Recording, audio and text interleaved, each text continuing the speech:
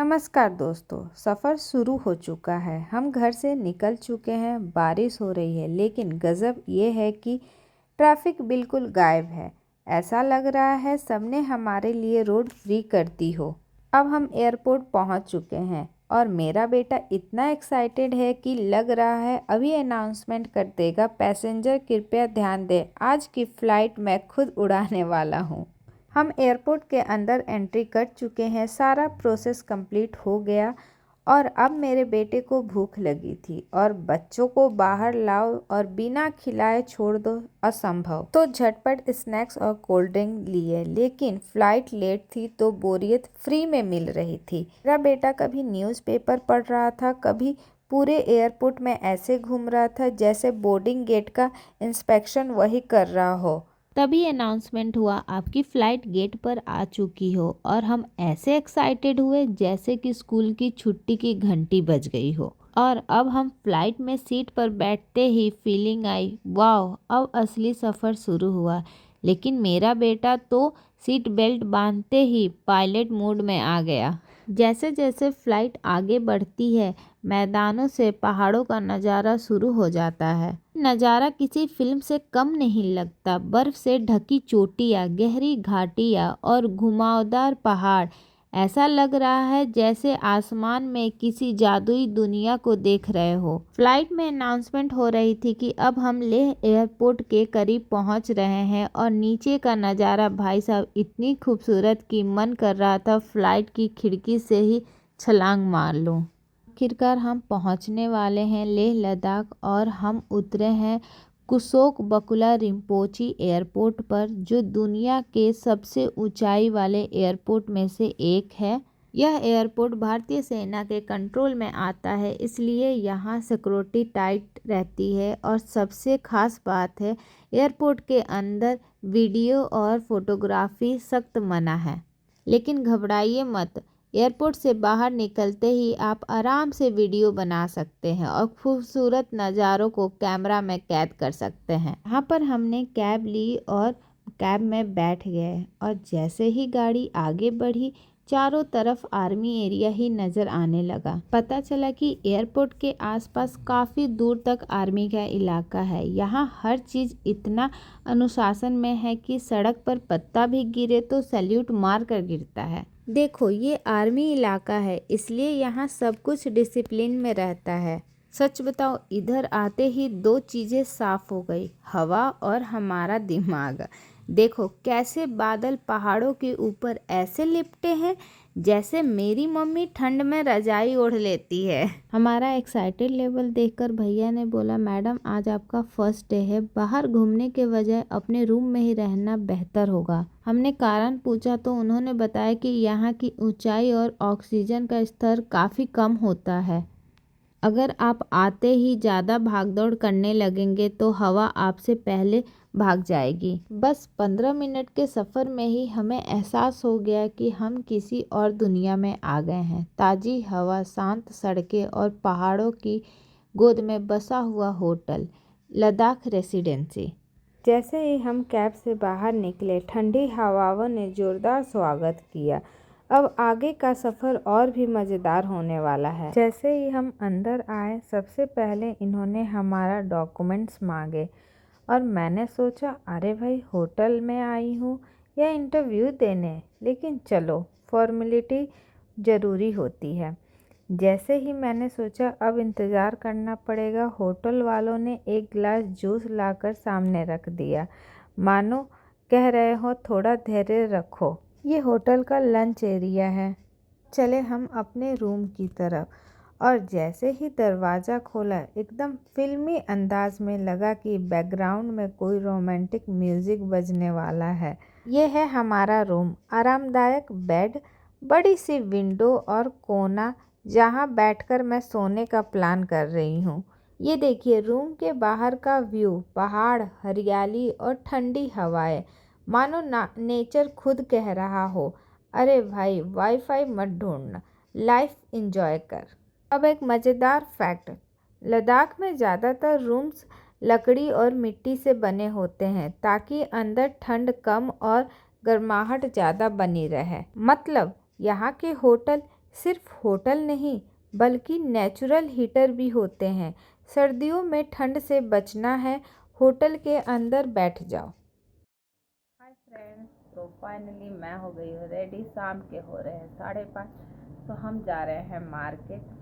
देखते हैं यहाँ के आसपास मार्केट कैसा है, क्या है साइड व्यू घूमने के लिए। तो हम आज घूमेंगे तो नहीं, क्योंकि जब हम आए तो यहाँ के जो होटल मैनेजर थे उन्होंने मना कर दिया कि आज आप कहीं भी घूमने नहीं जा सकते हो, आपको प्रॉब्लम हो सकता है, मतलब हेल्थ इश्यूज हो सकते हैं। तो और सच में हो भी रहा है, सांस लेने में हमें थोड़ा प्रॉब्लम हो रहा है। तो इसलिए आज हम कहीं भी नहीं जाएंगे, सिर्फ मार्केट जाना है, सिम लेना है, थोड़ा घूमना है, खाना पीना बस।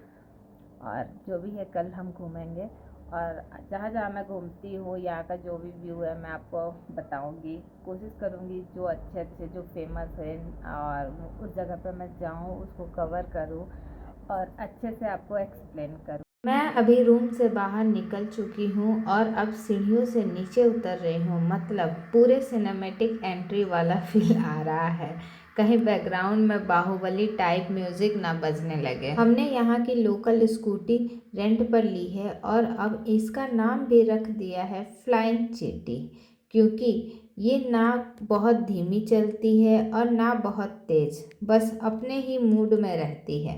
अब हम निकल चुके हैं इन हसीन वादियों के बीच से होते हुए पेट्रोल पंप की तरफ, और यहाँ आने के बाद समझ आया कि पेट्रोल लेने से ज़्यादा मुश्किल है पेट्रोल पंप ढूंढना। फाइनली पेट्रोल पंप मिल गया और मैंने भैया को बोला, भैया 100 का डाल दो। ओह सॉरी, यहाँ तो 100 में हवा भी फ्री नहीं मिलती। अच्छा 300 का डाल दो, क्योंकि हमारा बजट और स्कूटी दोनों हल्के हैं। और वो तो एक्साइटेड मेरा हो भी था, क्योंकि हम तो 1 घंटे में पहुँच गए थे। हम 11 o'clock तो फ्लाइट 10 o'clock फ्लाइट होती है, 11 हम लैंड और 12 o'clock हम लैंड किए। मुझे खूब मज़ा आया। मैंने पापा के फ़ोन में गेम और देखिए वहाँ पर हिमालय डेजर्ट के पूरा पीछे। मैं डर जाता हूँ कि वहाँ पर सोलर पर मिल जाए, क्योंकि आपको तो पता ही है डेजर्ट पर या हिमालय पर सोलर पर रहते हैं। और मैंने वहाँ पर अभी ये भी देखा था कि वहाँ पर हिमालय पर टेंट बने हैं या बने हैं। तो चलिए हम आपको बाद में एक व्यू दिखाएंगे। Bye guys. पेट्रोल भराने के बाद हमने सोचा कि सीधा लेह प्लेस चलते हैं। वैसे ही यहाँ पेट्रोल भरवाने के बाद ऐसा लगता है जैसे स्कूटी भी ज़्यादा पावरफुल महसूस कर रही है। यहाँ का मौसम इतना प्यारा है कि मन कर रहा है बस यहीं रुक जाएं, लेकिन ठंड इतनी है कि रुकने का मतलब फ्रीज होकर मूर्ति बन जाना। यहाँ की हवा इतनी तेज़ है कि अगर आपने लूज़ जैकेट पहनी हो तो आप अपने आप सुपरमैन बन जाओगे। अगर आप सोच रहे हैं कि यहाँ आकर इंस्टा रील बनाएंगे तो पहले ये तय कर लेना हवा आपको कैमरे में रहने देगी या नहीं। तो दोस्तों, हमारी लद्दाख ट्रिप की पहली जगह है लेह पैलेस। यह सबसे सीधा और आम रास्ता है। अगर आपकी लाइफ में एडवेंचर नहीं है तो बस यहाँ की सड़कें ही काफ़ी है। कभी रोड सीधी दिखेगी, लेकिन ऐसा गड्ढा मिलेगा कि आपका आत्मा बोलेगा नेक्स्ट बर्थ में ये रास्ता अवॉइड करेंगे। हम पूरे जोश में लेह पहुँचे और यहाँ आकर पता चला कि टाइम ओवर हो चुका है। मतलब महल ने हमें अपने लाइफ से सीन कट कर दिया। हम अंदर नहीं जा सकते, तो हमने सोचा बाहर से ही ऐसी फ़ोटो ले ले कि लोग सोचे कि हम अंदर थे, और कैप्शन देंगे लेह पैलेस डायरीज, और लोग सोचेंगे वाह कितनी अच्छी ट्रिप थी, जबकि हकीकत में सिर्फ गेट के बाहर सेल्फी ली। हमारा लेह पैलेस टूर जितना छोटा था उतनी ही लंबी हमारी उदासी, लेकिन कोई बात नहीं, अंदर नहीं जा सके तो बाहर से ही लेह की खूबसूरती देख लेते हैं। और सच बताऊं, बाहर का व्यू भी कमाल का है। दूर दूर तक पहाड़, घर और लेह सिटी दिख रही है। ऊपर से हवा भी ऐसी कि मानो कह रही हो चलो मैडम, बिना टिकट के यहीं से एंजॉय कर लो। मुझे तो लग रहा था अगर थोड़ा और हल्की होती तो हवा मुझे भी उड़ा देती। इधर मेरा बेटा कह रहा था, मुझे क्या, मैं तो अपनी ट्रैकिंग चालू रखूँगा। वो इतनी तेज़ से ऊपर चढ़ गया कि मुझे लगा अभी लेह पैलेस के अंदर ही एंट्री मिल जाएगी। मैं सोच रही थी कि अभी ये छोटा स्पाइडरमैन बनेगा और महल की दीवार भी चढ़ जाएगा। पैलेस तो नहीं घूमा, लेकिन हमने सोचा कि अब मार्केट चलते हैं, कम से कम वहाँ एंट्री क्लोज वाला बोर्ड तो नहीं मिलेगा। लेकिन रास्ते में यह भुट्टे वाले भैया दिख गए और भाई साहब, भूखे पेट इतिहास नहीं, भुट्टा अच्छा लगता है। भुट्टा एंजॉय करने के बाद हम लेह मार्केट पहुंच गए। यहाँ इतनी सुंदर सुंदर चीजें थी कि महल की सारी उदासी एक सेकंड में गायब हो गई। ये सूट और शॉल इतनी प्यारी है कि इसे ओढ़कर मैं खुद को महारानी समझ सकती हूँ। और ठंड भगाने के लिए एकदम गर्मा गर्म चाय। दोस्तों, लेह में अगर ठंड से बचना है तो चाय आपकी सबसे अच्छी दोस्त है। हम लेह पैलेस तो नहीं देख पाए, लेकिन हाँ, भुट्टा मार्केट और लोकल वाइब्स ने हमारा दिन बना दिया। अगर आपको हमारी यह मज़ेदार यात्रा पसंद आई तो वीडियो को लाइक, शेयर और सब्सक्राइब ज़रूर करना।